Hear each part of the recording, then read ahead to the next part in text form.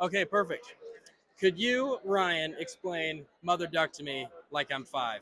Explain Like it to you're the duck 5. and I. So the candy company, with that candy that you really love to have, likes to collect information about who's buying their candy, what stores are selling their candy.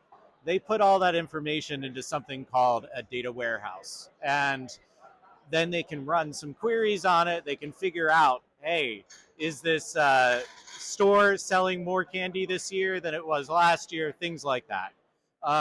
And so we are a new type of this data warehouse for people who are hopefully not 5 to use. Perfect.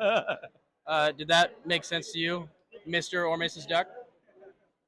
Game on. All right. Thank you very much. Well, yeah. Should I do I do a longer explanation Totally. too?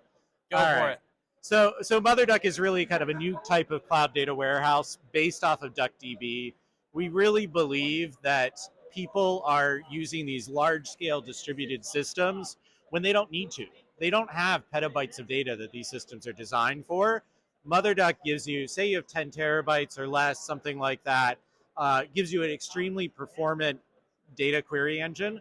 So you can query data that's in MotherDuck, you can query data that is in Parquet files or Iceberg files, things like that.